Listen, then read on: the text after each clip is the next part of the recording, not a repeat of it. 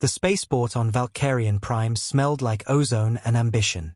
Thousands of species shuffled through glowing corridors, tentacled merchants, crystalline diplomats, beings made entirely of slow-moving gas. And then there was Marcus Hale, a 32-year-old human from Chicago, holding a crumpled blue passport and desperately hoping he hadn't misread his boarding gate. He had never intended to become famous. He was a cargo logistics contractor assigned to the Valkyrian trade hub for 6 months. Nobody important. Nobody remarkable. The kind of man who packed extra granola bars because he didn't trust alien food and who kept his Earth documents in a waterproof pouch just to feel normal. The customs line moved slowly. Ahead of him, a Denthian merchant, 7 feet tall, silver scales, 3 sets of arms, handed over what appeared to be a floating orb of data. The customs officer, a severe-looking Veli female with iridescent blue skin and jet-black eyes, pressed a single finger to the orb and waved the merchant through in seconds. Marcus stepped forward. "Documents," she said flatly. Her name tag read, Liaison Officer Soraya Vivan. Marcus handed over his passport. The old-fashioned physical kind, dark blue with a golden eagle on the cover. Soraya stared at it. She turned it over. She turned it over again.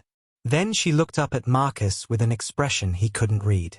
"What is this material?" she asked. "Paper," Marcus said. "And a laminate cover. It's how we do things on Earth." Something shifted in her black eyes.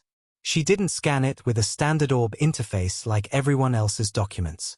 Instead, she produced a smaller, older-looking device from beneath her desk, something that looked handcrafted, etched with symbols Marcus didn't recognize, and passed it slowly over the passport's golden eagle. The device hummed. Then it screamed. Not an alarm, a tone. High, clear, resonating through the whole terminal. Every head turned. Soraya went completely still. Marcus raised both hands. "I swear it's just a passport. I'm just a contractor." But Soraya wasn't reaching for a weapon. She wasn't calling a restraint unit. She was bowing. Low. Deep. The kind of bow that made nearby passengers gasp and step backward. "I apologize," she said, her voice barely above a whisper. "I did not know. I did not recognize you immediately." The seal. The seal of the Accord. Marcus blinked. "The what?" Soraya looked up with an expression that mixed reverence with barely controlled panic. "The golden eagle of the founding Accord." Humans were not just members of the Accord. They wrote it. 300 years ago, before the Great Silence, your species authored the treaty that prevented the Valkyrian Wars from destroying 4-star systems. She swallowed. "We were taught it was mythology. That humans had vanished. Gone dark. That you no longer existed." Marcus stared at her. "We were just having some internal issues. We're still here."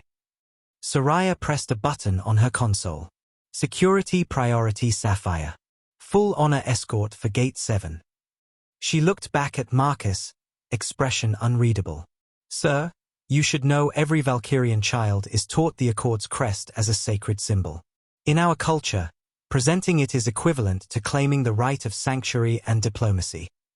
You have just unknowingly invoked the highest diplomatic protocol in this sector." The terminal had gone nearly silent. Other travelers pressed against the walls, watching. Marcus looked down at his passport, his ordinary, beat-up, slightly coffee-stained American passport.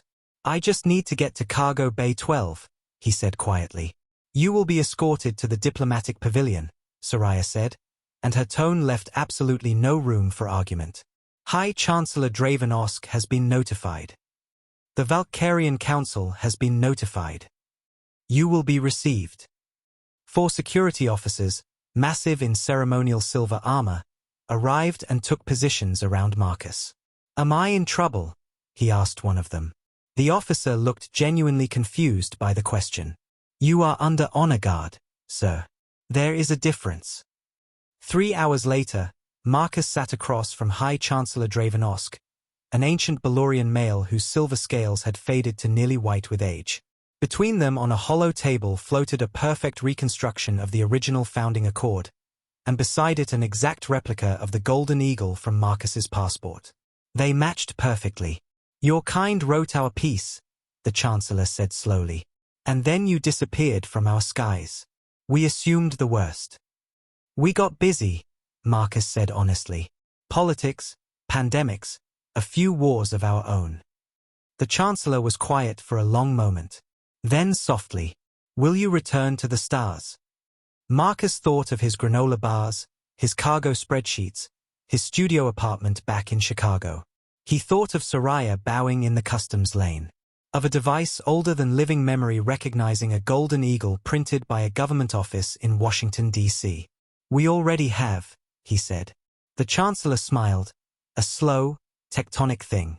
Then the Accord is not dead. It was only sleeping. Outside the pavilion windows, Valkyrian Prime's twin suns were setting in brilliant amber, painting the spaceport gold. Marcus Hale, cargo contractor, sat at the center of history and quietly wished he had packed more granola bars.